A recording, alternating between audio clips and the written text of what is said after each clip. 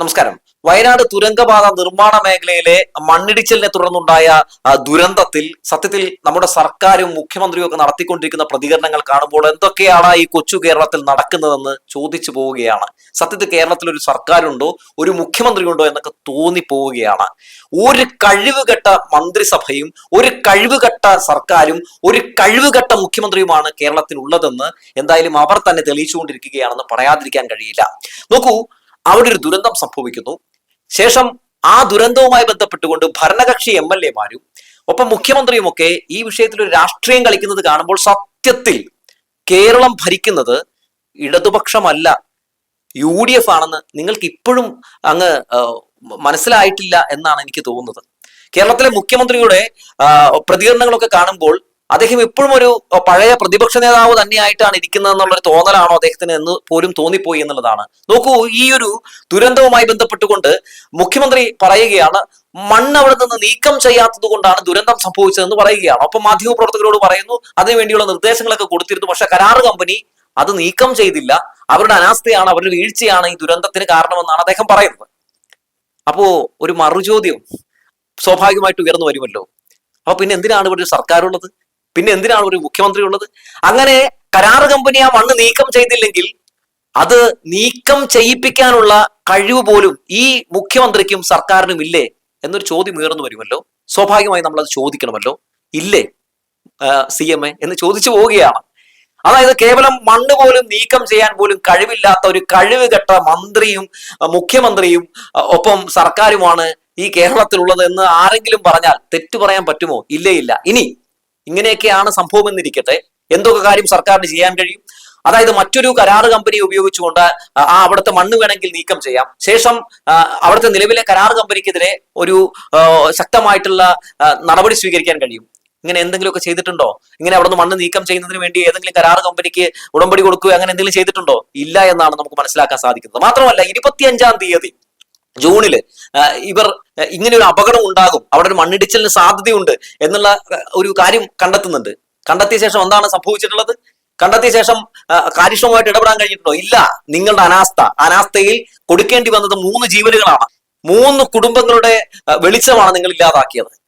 എന്നിട്ട് കിടന്നിട്ട് കുരയ്ക്കുകയാണ് കിടന്നിട്ട്. അതായത് ഇത് കരാർ കമ്പനിയുടെ അനാസ്ഥയാണ്, കരാർ കമ്പനിക്കാർ പറയുന്നത് ഇത് സർക്കാരിന്റെ അനാസ്ഥയാണ്, അങ്ങോട്ടേക്കും ഇങ്ങോട്ടേക്കൊക്കെ ചെളിവാരി എറിഞ്ഞ് ഈ വിഷയത്തിൽ നിന്ന് ശ്രദ്ധ തിരിച്ച് രക്ഷപ്പെടാൻ വേണ്ടിയുള്ള നിങ്ങളുടെ നാടകമാണെന്ന് ഈ നാട്ടിലെ ജനങ്ങൾക്ക് നന്നായി തന്നെ മനസ്സിലാക്കാൻ സാധിക്കുന്നുണ്ട് എന്നുള്ളതാണ്.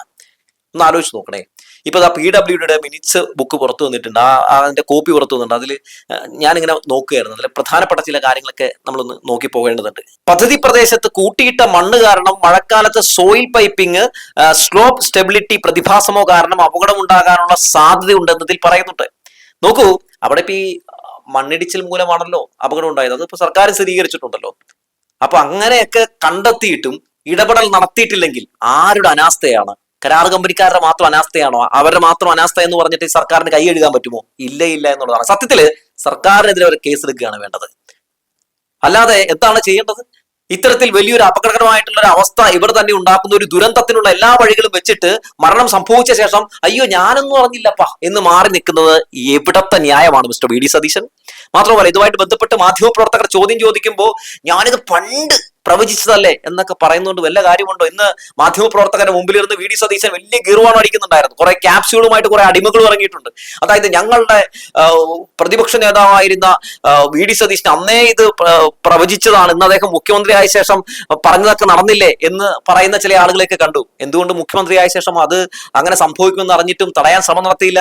അതിനെയാണ് കഴിവുകേട് എന്ന് പറയുന്നത്. അതിനെ തന്നെയാണ് മലയാളത്തിൽ കഴിവുകേട് എന്ന് പറയുന്നത്. കഴിവുകെട്ട ഒരു മുഖ്യമന്ത്രിയാണ് കേരളം ഭരിക്കുന്നത് ജനങ്ങൾ വരെ പറഞ്ഞു തുടങ്ങുന്നതിന്റെ കാരണവും ഇത് തന്നെയാണ്. എല്ലാം പേപ്പറിൽ മാത്രം, അല്ലാതെ പേപ്പറിന് പുറത്തേക്ക് യാതൊരു രീതിയിലുള്ള ഇടപെടലുകളും നടക്കുന്നില്ല എന്നുള്ളതാണ് നമുക്ക് മനസ്സിലാക്കാൻ സാധിക്കുന്നത്. ഇനി മറ്റൊരു കാര്യം കൂടി ചോദിച്ചോട്ടെ. ഈ വിഷയവുമായി ബന്ധപ്പെട്ടുകൊണ്ട് മാധ്യമപ്രവർത്തകർ കാണിച്ചു കൂട്ടുന്ന ഒരു ഒളിച്ചുകളി കൂടിയുണ്ട് കേട്ടോ. ഈ സംഭവം നടന്നിട്ട് കള്ളാടിയിൽ ഇത്രയും വലിയൊരു ദുരന്തം സംഭവിച്ചിട്ട് എവിടെയാണ് അവിടുത്തെ MP എന്ന് ചോദിക്കുന്നുണ്ടോ മാധ്യമങ്ങൾ? എവിടെയാണ് പ്രിയങ്ക ഗാന്ധിയെ പോലൊരു MP-യെ സത്യത്തിൽ വയനാടിനെ കിട്ടിയതിൽ ആ വയനാട്ടിലെ ജനങ്ങൾ പുണ്യം ചെയ്യണം എന്നൊക്കെയായിരുന്നു കോൺഗ്രസിന്റെ പല നേതാക്കളും ഒക്കെ ആ സമയത്ത് പാടി നടന്നിരുന്നത്. പുണ്യമല്ല ചെയ്യേണ്ടത്, ഞാനൊന്നും പറയുന്നില്ല. ഒന്ന് ആലോചിച്ച് നോക്കണേ. ആ നാട്ടിലെ ജനങ്ങളെ മുഴുവൻ പറ്റിച്ച് വോട്ടും മേടിച്ച് ജയിച്ച് ലോക്സഭയിൽ പോയി ഞെളിഞ്ഞിരിക്കുകയാണ്. എന്നിട്ട് ആ വയനാട്ടിൽ എന്തെങ്കിലും രീതിയിലുള്ള ദുരന്തം ഉണ്ടാകുമ്പോൾ ഈ ചേട്ടനും, രാഹുൽ ചേട്ടനും പ്രിയങ്ക ചേച്ചിയും എപ്പോഴെങ്കിലും വരുന്നുണ്ടോ? വന്ന് നിങ്ങൾ കാണുന്നുണ്ടോ? ഇല്ലേ ഇല്ല. ചേട്ടൻ കാണിച്ചതല്ലേ അനിയത്തിയും കാണിക്കുകയുള്ളൂ. പണ്ട് ചേട്ടനൊന്നും അവിടെ ജയിച്ചിരുന്നു, രാഹുൽ ഗാന്ധി. ആ സമയത്ത് വയനാട് ദുരന്തം സംഭവിച്ചു. എന്നാണ് രാഹുൽ അങ്ങോട്ടേക്ക് തിരിഞ്ഞു നോക്കിയത്, എന്നാണ് വന്നത്. എന്നിട്ട് വന്ന ശേഷം വയനാട്ടിലെ ദുരന്ത ബാധിത പ്രദേശത്തിറങ്ങി ഏതെങ്കിലും രീതിയിലുള്ള രക്ഷാപ്രവർത്തനം നടത്തുന്നത് നമ്മൾ കണ്ടോ? ഇല്ല. നരേന്ദ്രമോദിയൊക്കെ വന്നതുപോലെ ഒരു ഫോട്ടോഷൂട്ടൊക്കെ നടത്തി മൂപ്പരങ്ങ് പോയി. പ്രിയങ്ക ഉണ്ടായിരുന്നു കൂടെ. പ്രിയങ്ക ഗാന്ധി ഇനിയിപ്പോ വരുമായിരിക്കും, ഫോട്ടോഷൂട്ടിനൊക്കെ ആയിട്ട് വരുമായിരിക്കും. ഫോട്ടോഷൂട്ട് സർക്കാർ അല്ലെങ്കിൽ ഫോട്ടോഷൂട്ട് ഉഡായിപ്പ് നേതാക്കൾ എന്നതിനപ്പുറത്തേക്ക് ഇവരെ കൊണ്ട് ഒരു ചുക്കിനും ചുണ്ണാമ്പിനും കൊള്ളില്ല എന്ന് നമ്മൾ മനസ്സിലാക്കുകയാണ്. ഇന്നലെ തന്നെ നടന്നൊരു സംഭവം നിങ്ങളൊന്ന് ആലോചിക്കണേ. AP അനിൽകുമാർ മന്ത്രി അദ്ദേഹം ഫേസ്ബുക്കിൽ ഒരു പോസ്റ്റ് ഇടുകയാണ്. എന്താണ്, രക്ഷാപ്രവർത്തനം നടത്താൻ വേണ്ടി അങ്ങോട്ടേക്ക് പോവുകയാണെന്ന് പറഞ്ഞൊരു ഫോട്ടോ എടുത്തിടുകയാണ്. ഹെലികോപ്റ്ററിൽ ഇരിക്കുന്ന ഒരു ഫോട്ടോ എടുത്തിടുകയാണ്. അതിനിടയിൽ സ്വന്തം പ്രവർത്തകരൊക്കെ പറയുകയാണ്, നിങ്ങൾ പോകുന്നത് ദുരന്ത ബാധിത പ്രദേശത്തേക്കാണ്, അല്ലാതെ നിങ്ങൾ കല്യാണത്തിനല്ല പോകുന്നത്. ഇത്തരത്തിലുള്ള ഫോട്ടോഷൂട്ട് പരിപാടി ഇനിയെങ്കിലും നിർത്ത് എന്നാണ് പറയുന്നത്. ഈ ഫോട്ടോഷൂട്ടിന് അപ്പുറത്തേക്ക് കോൺഗ്രസിന് ഒന്നും ചെയ്യാൻ കഴിയുന്നില്ല എന്നുള്ളതാണ്. അപ്പൊ തന്നെ സ്വന്തം പ്രവർത്തകരും നേതാക്കളും ഒക്കെ ചീത്ത വിളിക്കാൻ തുടങ്ങിയതോടെ തന്നെ മന്ത്രി അതങ്ങ് മുക്കി എന്നുള്ളതാണ്. അപ്പൊ ഇവർ എന്തിനെയും ഒക്കെ ഈ പറയുന്നത് പോലെ ഫോട്ടോഷൂട്ടാക്കി എങ്ങനെ രാഷ്ട്രീയപരമായിട്ട് ഉപയോഗപ്പെടുത്താമെന്ന് ചിന്തിക്കുന്നത് വളരെ മോശമായിട്ടുള്ള കാര്യമാണെന്ന് ഞാൻ തുടക്കത്തിൽ തന്നെ പറയുകയാണ്. വയനാട് ദുരന്തം നടന്നപ്പോൾ രാഷ്ട്രീയപരമായിട്ട് അതിനെ എങ്ങനെ ഗുണപരമാക്കി നമുക്ക് എടുക്കാം എന്ന് ചിന്തിച്ചവരായിരുന്നു കോൺഗ്രസ് ആ കാലത്ത്. എല്ലാവർക്കും അറിയാമല്ലോ. അതുമായി ബന്ധപ്പെട്ട് അവിടെ രാഹുൽ മാങ്കൂട്ടമൊക്കെ അന്ന് നടത്തിയ പല രീതിയിലുള്ള വ്യാജ പ്രചരണങ്ങളൊക്കെ ഇന്നും നമ്മുടെ മുമ്പിലുണ്ട്, അല്ലെ? പിന്നെ കുറെ ആപ്പായിട്ട് ഇറങ്ങി കുറെ ദുരന്ത ബാധിത പ്രദേശത്തിലെ ജനങ്ങളെ വിറ്റ് പുട്ടടിക്കാൻ വേണ്ടി കുറെ ശ്രമം നടത്തി.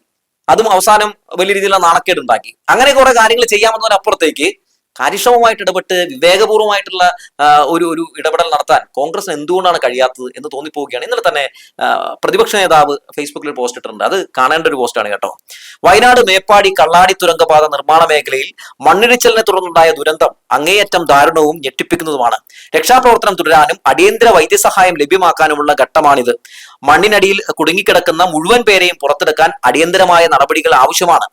സർക്കാരിന്റെയും ദുരന്ത നിവാരണ വകുപ്പിന്റെയും പ്രവർത്തനങ്ങൾക്ക് പിന്തുണ അറിയിക്കുകയാണ്. ദുരന്തത്തിൽ ജീവഹാനി സംഭവിച്ചവരുടെ കുടുംബങ്ങളുടെ ദുഃഖത്തിൽ പങ്കുചേരുന്നു. ആശ്രിതർക്ക് അടിയന്തര ധനസഹായം ലഭ്യമാക്കണം. പരിക്കേറ്റവർക്ക് സർക്കാർ സൗജന്യമായി വിദഗ്ധ ചികിത്സയും ധനസഹായവും ഉറപ്പുവരുത്തണം.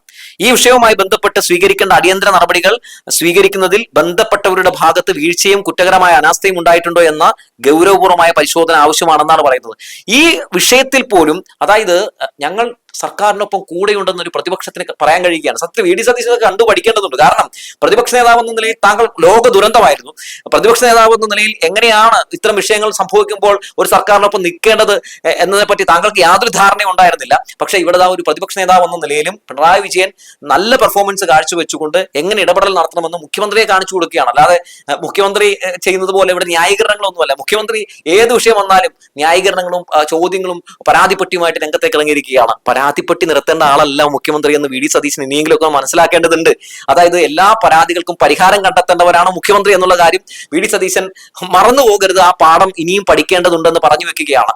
എന്തായാലും ഈ ദുരന്തവുമായി ബന്ധപ്പെട്ടുകൊണ്ട് ഇപ്പോൾ നടന്നുകൊണ്ടിരിക്കുന്ന ഒരുപാട് രാഷ്ട്രീയപരമായിട്ടുള്ള ഒരുപാട് ചർച്ചകൾ പുരോഗമിക്കുമ്പോഴും ആ വിഷയത്തിലൊക്കെ പ്രതിപക്ഷം സ്വീകരിക്കുന്ന ഒരു മാന്യത, അത് ഭരണപക്ഷ MLA മാരും ആ പാർട്ടിയും സൈബർ അണികളും ഒക്കെ കണ്ടുപഠിക്കേണ്ടതാണെന്ന് പറഞ്ഞു വെച്ചുകൊണ്ട് നിർത്തട്ടെ.